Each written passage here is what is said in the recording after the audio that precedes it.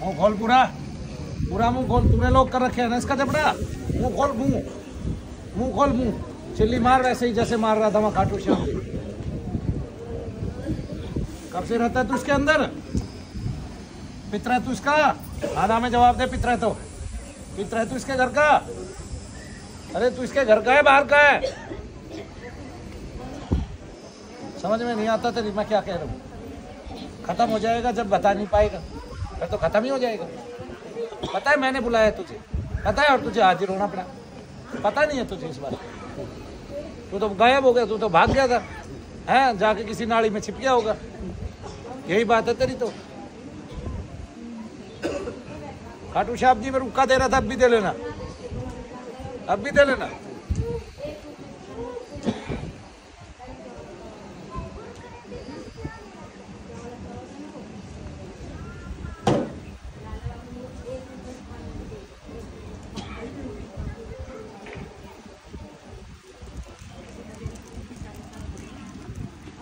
देवता जी दर्द का दर्द कहीं नहीं है, देवता है इसमें किसी चमक महसूस हो रही और रात में कंपन हुई। चीज मैंने बुलाई वापस गई, आए ना समझ में। और जब वो ठहरती है इनके शरीर में दर्द रहते हैं, पूरे शरीर में दर्द रहते हैं। कितनी बड़ी बात है। तो इसका मतलब ये तो सिद्ध हो गया भाई प्रेत से दर्द होते हैं।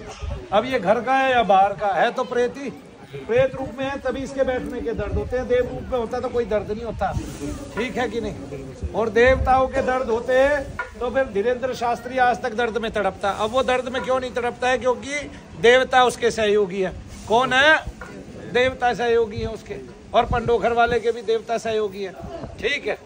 ऐसे तो जब देवता नहीं है, प्रेत और पितर आया है, तब आपको दबाव दे रहा है, दर्द दे रहा है पूरे शरीर में। पूरे शरीर में दर्द रहते हैं ना। आपने दर्द के क्या इलाज कराए हैं बताइए जरा? डॉक्टर के लिए दवाई लेता रहता हूँ, डॉक्टरों से ले रहा हूँ। हाँ जी। तो वो झोला छाप डॉक्टर होते हैं या MBBS MD होते हैं? MBBS से भी लिया है, हॉस्पिटलों में से भी लिया है। हाँ जी। हाँ, क्या कहते हैं डॉक्टर कि आपके दर्द कितने जन्मों में ठीक करेंगे? बस वो परमानेंट तो कुछ नहीं कहते, बोला आप दवाई लेते रहो, कब तक ठीक हो जाएगा। कब तक? मुझे ये बता दो, कोई तो सीमा होगी दवाई लेने की। बुढ़ापे तक दवाई खाने के लिए बने हैं क्या हम? इसीलिए बनाए हैं क्या भगवान ने? ऐसा कुछ भजन करने के लिए नहीं बनाए, दवाई खाने के लिए बनाए। ऐसी कोई गारंटी भी नहीं लेते कि दर्द ठीक हो जाएगा। हाँ, फिर आप लेते रहो दवाई, लेते रहो बस। पेन किलर लेते रहो। पेन किलर, हाँ, पेन किलर के लाभ क्या है और हानि क्या है बताइए उन्होंने? नहीं ऐसा कोई नहीं। हानि भी पढ़ लेते एक बार पेन किलर की, हानि पढ़ लेते। स्टीरॉइड बोलते हैं पेन किलर। कम से कम लेता हूँ पेन किलर वगैरह, कम से कम लेते हैं। देखो मैंने आज आपको ये बताया कि आपको भूत प्रेत से ही सारे दर्द बाहर कष्ट होते हैं। मैंने बुला के भी दिखा दिया, और मैं ये भी बताना चाहता हूँ समाज को कि ये चीजें होती है। आप नगण्य मत करो, दिखती नहीं है। अगर दिखती तो ये बाबूजी अंदर नहीं घुसने देते। ये इतना सूक्ष्म तत्व है कि अच्छा एक बात बताओ, इतने ही डॉक्टर होशियार हैं तो आत्मा को निकलती हुई दिखा दो शरीर से। नहीं समझे? फिर घुस गई क्या बात है? अच्छा एक आत्मा के रहते दूसरी आत्मा नहीं आएंगे? अरे वो कितनी कई करोड़ प्रेत एक डब्बी में बंद हो सकते हैं, कई करोड़ प्रेत, ठीक है? अरे उसका कोई वजन भार थोड़ी ना है, वो सूक्ष्म ही इतना है, कुछ हद नहीं। और वो सूक्ष्म है तो फिर दिखाई कैसे देगा आदमी को अपने अंदर घुसता हुआ? अगर दिखाई दे तो वो घुसने ही क्यों दे? और आकार रख लेता है। जैसे हमारी आत्मा इस शरीर को नियंत्रित करती है, ऐसे ये बाह्य आत्मा भी इस शरीर को नियंत्रित करने लगती है। तभी हमें उन्माद होता है, तभी हम हाजिरी लेते हैं, तभी इनका रुख बदल गया, तभी इनकी घै घै होने लगी और आंखें पलट गई। ऐसा ही तो हुआ। आपका उस पर कोई नियंत्रण था? नहीं था। तो ऐसे कोई भी चीज हमारे ऊपर नियंत्रण कर सकती है। असुर का काम ही है इंद्रपद तक नियंत्रण कर लेना। तो जो बहुत प्रबुद्ध व्यक्ति है ना, प्रेत आदि, उन पे भी नियंत्रण कर सकते हैं, चाहे वो समाज के किसी भी पद पर क्यों ना। कितनी सूक्ष्म जानकारी दूं? हाँ जी। दोपहर में जैसे यहाँ बैठे थे, तो पूरा दर्द गायब होगा, सब दर्द यहाँ पे रहा। एक ही जगह दर्द रहा बस। ये जो दर्द था ये आपको पता है कि आपको ये किस चीज का है? यहाँ गांठ है और यहाँ दबाव पड़ता है। नहीं, इस पे बहुत ज्यादा दबाव यहीं पे था पूरा। हाँ, पूरे फिर शरीर का, और कहीं नहीं था। अब कहाँ है? अब तो ये दबाने से होता है, बाकी कुछ नहीं। दबाने से होता है, इसका मतलब बिना दबाए जब यहाँ दर्द होता है तो ये चीज इतनी होशियार है कि आपकी चोट पे बैठ जाएगी, आपके रोग पे बैठ जाएगी, रोग को बढ़ा देगी। बुखार होगा तो बुखारा बन जाएगा, कहीं घाव होगा तो उसको ठीक नहीं होने देगा। ये काम होता है, उसको कुरेदता रहता है। बताइए, ऐसा नहीं है क्या? आपने महसूस कर लिया ना? आप मेरे पास 8 बार आए, हवन कराए, फिर बाकी अगर कुछ रहेगा तो मैं देख लूँ। जय शनिदेव बोलिए। जय शनि। जय शनि। समीर नागपुर से। समीर नागपुर से। हाँ समीर।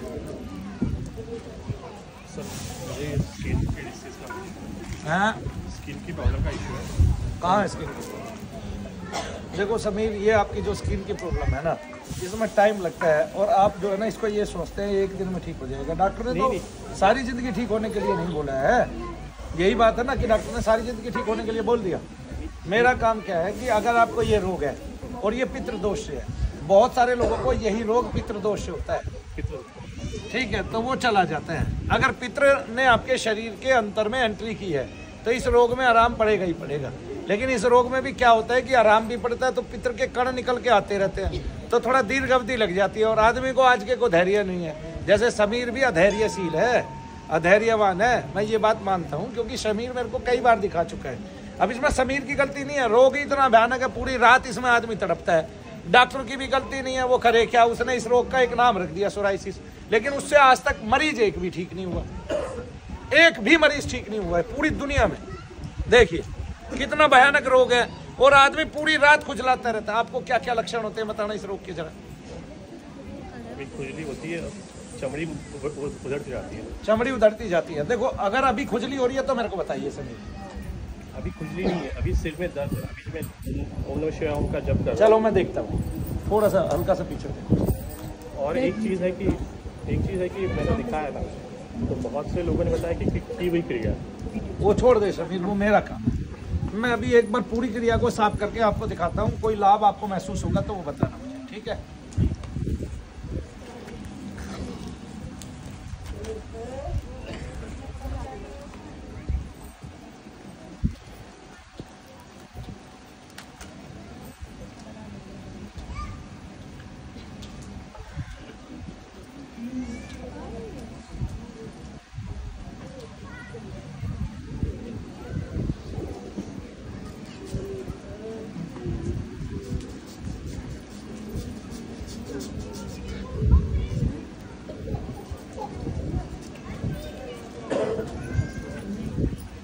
क्या बात कर रहे? 2 पेज बना रखे?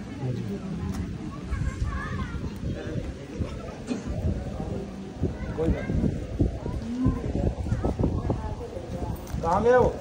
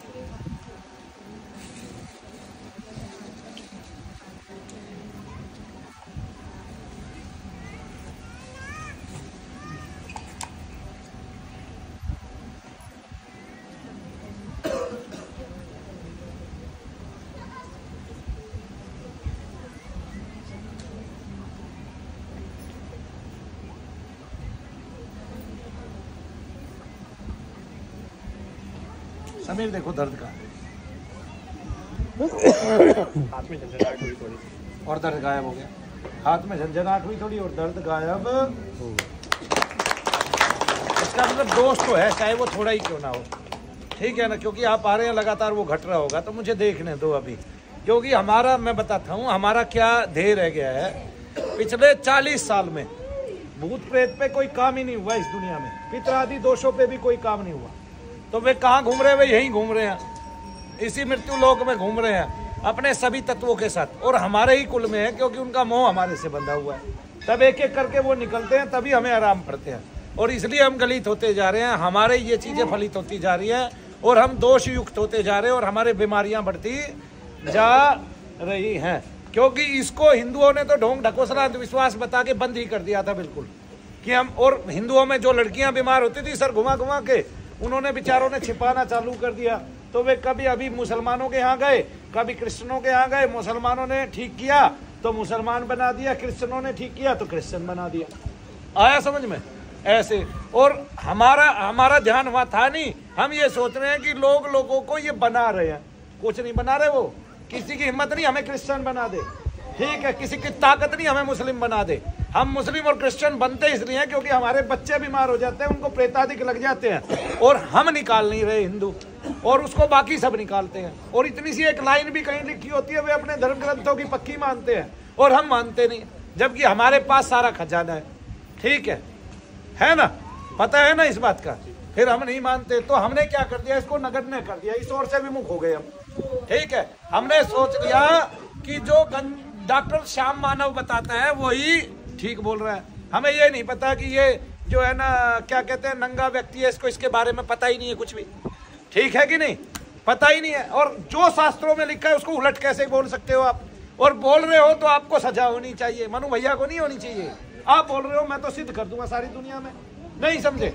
मैंने तो बताया, पहली बात, आदमी यहाँ टिके, प्रेत का कोई आकार नहीं है, वो एक सूक्ष्म तत्व है, वो बिंदु के समान है, वो एक काला तत्व है, शरीर में भरता है तो कहीं कहीं दर्द करता है, फिर एक टाइम में पूरे शरीर में फैल जाता है, जैसे आपका आत्मा निवास करता है। जब मनु भैया के पास आते हैं तो वापस छोटा होता है, फिर कहीं कहीं दर्द करने लगता है, और फिर एक टाइम में आके खत्म हो जाता है, और मनु भैया उसको करके दिखाते हैं, तो फिर है ना। लेकिन हमारे यहाँ अंधविश्वास निर्मूलन की एक अलग से समिति है, वो कहता है प्रेत होते ही नहीं है, नहीं होते भाई। अच्छा, तो भूत प्रेत शब्द आया कहाँ से, और जो शब्द है उसकी व्याख्या जरूर है, नहीं समझे?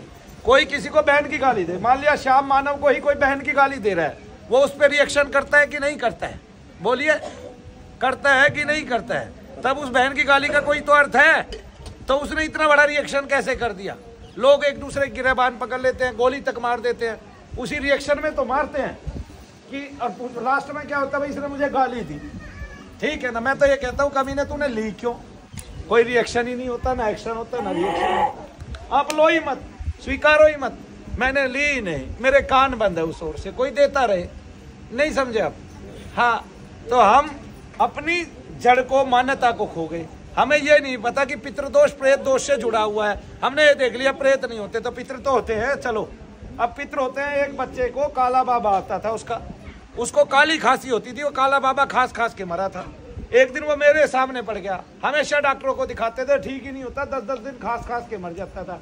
उसने कहा जी एक बात के लिए तो मैं श्योर हूँ, मेरा काला बाबा मरा था ऐसे। मैंने काला बाबा के लिए जब किया, वो लड़का 5 मिनट में ठीक हो गया। उसको आज तक काली खांसी नहीं हुई, वो कुत्ता खांसी बोलते हैं उसको, आज तक नहीं हुई वो। बताओ मैं अपने किए हुए काम को कैसे भूल सकता हूँ? मैं अपनी आंखों के आगे देखे हुए अनुभव को सारी जिंदगी कैसे भूल सकता हूँ? कितने ही श्याम माना वो, नहीं समझे है? एक महिला के स्तन से बच्चों को पीने के लिए दूध ही नहीं आता था, उसको लगता था कोई तत्व आता है उसका दूध पी जाता है, ठीक है, और दूध है उसको ये भी पता था। एक दिन वो मेरे पास आई, मेरी गली में रहती थी, उसने अपने पति के साथ मुझसे जाप कराया, कुछ भी हो भैया आप जाप कर दीजिए। बोला मुझे आभास होता है बकायदा कि जैसे कोई मेरे स्तन को चूस रहा है, ऐसा आभास होता है और दूध पी रहा है। और बोला मैंने जब उसके लिए जाप किया तो वो ठीक हो गई। अब तीसरा उदाहरण देखिए, एक महिला के दोनों स्तन ऐसे हो गए बच्चा पैदा होने के बाद जैसे फटेंगे। और एक बात, इन दोनों को मैं यहाँ लाके खड़ा करके सारी दुनिया को पूछवा सकता हूँ आज भी। बोलिए शनिदेव महाराज की। और ऑनलाइन भी पूछवा सकता हूँ। हॉस्पिटल में 3 दिन, नजफगढ़ के एक हॉस्पिटल में 800+ हॉस्पिटल में 3 दिन तक एडमिट रही और उसके स्तन में और दर्द बढ़ता गया और भार बढ़ता गया और ऐसे हो गए कि दबाने से दबे ना, जैसे पत्थर हो गए। आपको पता है मैंने क्या किया? मैंने एक वो ली, क्या कहते हैं, अपना एक जो इनाम में मिलती है ना ट्रॉफी, उसमें इतनी लंबी कील होती है और वो नीचे से चौड़ा होता है, ऊपर उसमें से एक छेद होता है जिसमें से वो सरिया गया होता है, नट गया होता है। मैंने वो सरिया नट वाला निकाला, वो इतना लंबा, और क्या किया उसमें उसके स्तन पे रख के फूंक मार दी। उसी टाइम तत्क्षण ठीक होगी। उसी दिन उसको बाहर कराया गया, उसी दिन घर ले जाके मैंने उसका 2 घंटे जाप किया और वो सदा के लिए ठीक हो गई। आपको पता है वो लड़का कितना बड़ा है? वो लड़का इतना बड़ा है, जमीन से, ऐसे नहीं, नीचे का हाथ नहीं लगा रहा हूँ कितना है, अमिताभ बच्चन की फिल्म नहीं दिखा रहा हूँ, जमीन से इतना बड़ा है। देखना है तो बुला दूंगा कल, ठीक है? कोई ये कहता हो कि भैया दिखाओ और उसकी माँ से ही पूछवा दूंगा, दूर कोई नहीं है मुझसे आज तक। तो ये मेरे अनुभव हैं, अनुभव को कौन छीन ले जाएगा? किसी श्याम मानव से अनुभव छीना जा सकता है क्या? मैं लाखों लोगों को ठीक कर चुका हूं, बीमारियां नहीं, दोष। क्या दोष? क्योंकि दोष जहां जहां घूमा, जहां जहां बैठा, डॉक्टर ने उसको बीमारी बता दिया और डॉक्टर से वो ठीक नहीं हुआ और मनु भैया ने ठीक कर दिया। अगर बीमारी होती तो मनु भैया कैसे ठीक कर देते? बिना किसी इंस्ट्रूमेंट के, बिना किसी दवाई के, बिना किसी इंजेक्शन के। तब लोगों को पागल बनाया जा रहा है और एक साथ कहा जा रहा है अच्छा तू कैंसर ठीक करने वाला है तो कर इस पेशेंट को ठीक। अबे निकम्मे, सबको तो कैंसर नहीं हो सकता, सबको डायबिटीज नहीं हो सकती, सबको बीपी नहीं हो सकता है, और सबको हार्ट डिजीज नहीं हो सकती। जैसे सबको सब कुछ नहीं हो सकता, ऐसे सबको भूत प्रेत भी नहीं हो सकता। लोग कहते हैं अच्छा भेजना मुझ पे, जरा मैं देखता हूँ। अरे भाई जब आ जाएगा तो तू किसी देखने दिखाने लायक नहीं हो जाएगा। ऐसी जगह ही नहीं छोड़ेगा तू जहां तू नहीं दिखा चुका हो। डॉक्टरों के भी दिखा चुकलेगा, फिर सारे डॉक्टर फेल हो जाएंगे, एक भी डॉक्टर नहीं कह पाएगा। आज एक डॉक्टर मनु आए, और वो मनु श्रीवास्तव, और वो गैस्ट्रो के वो थे, क्या कहते हैं, एमडी थे, और उनको Guinness book of world record से क्या कहते हैं वो मिला हुआ है सम्मान, Guinness book of world record से सम्मान मिला हुआ है उनको, है जी। और वो लखनऊ में रहते हैं। आज वो अपने 2 पेशेंट को, बड़े भाई को और भाभी को लेके आए।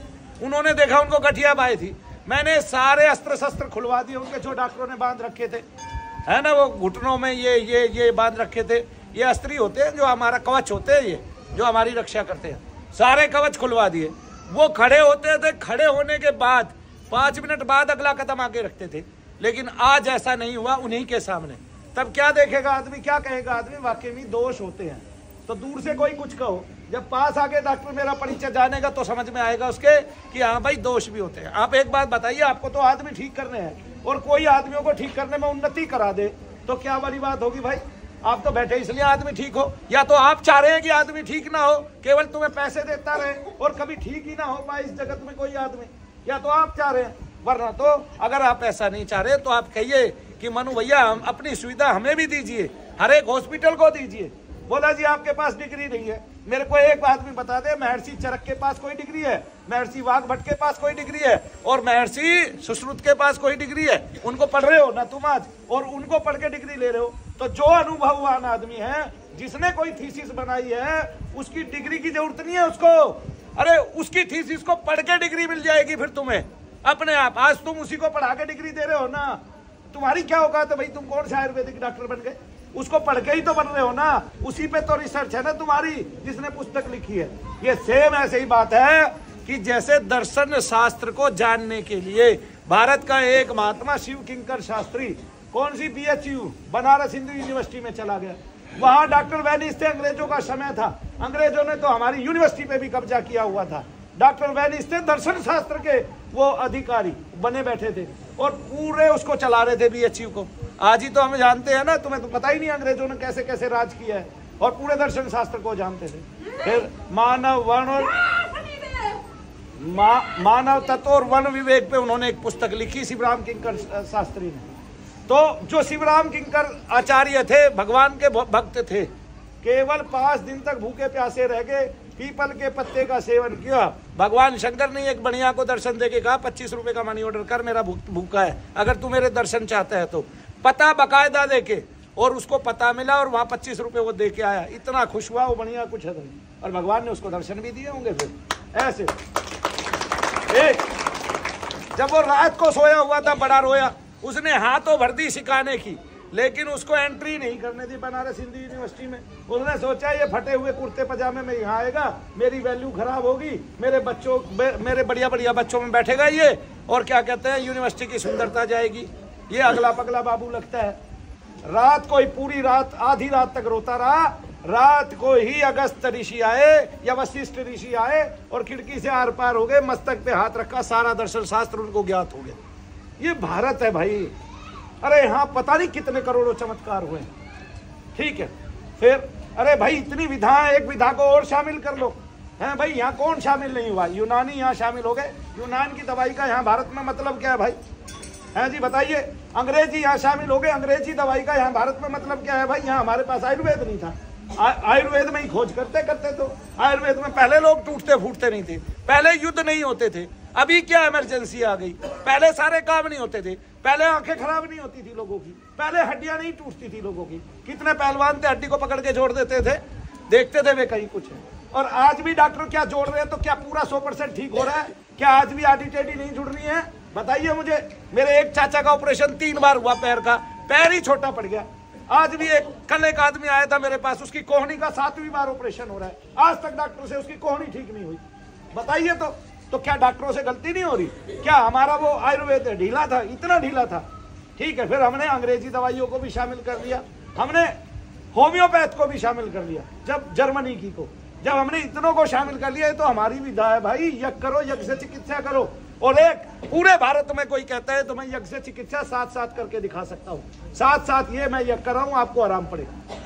बोलो और बताओ, आज तक कोई ऐसा ऋषि महाऋषि है तो बताओ मेरे को कि उसने यह किया आपके दर्द चले गए? बताओ है क्या?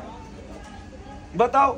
और बोल बोल के स्वाहा कह के, पूरा मंत्र बोल बोल के, और मंत्र का न्यास कैसे किया वो भी बोल के। छिपाओ नहीं लोगों से इतनी बात। केवल क्या है कि आप भगवान का नाम जपते रहिए, आप लोगों के कल्याण में काम आ जाएंगे। क्योंकि भगवान के नाम जप के पीछे, मंत्र जप के पीछे एक ऊर्जा काम करती है। अरे यहाँ तक कहा है हमारे महर्षियों ने, ऋषियों ने, जिन्होंने मंत्र दिए शास्त्रों में कि आप ये मंत्र इतनी बार जपिए आप साक्षात शिव हो जाएंगे। वो झूठ थोड़ी ना कह रहे हैं। झूठ कह रहे हैं। क्यों कह रहे हैं झूठ भाई? आप मुझ में क्या देखते हो? शनिदेव क्यों देख रहे हो?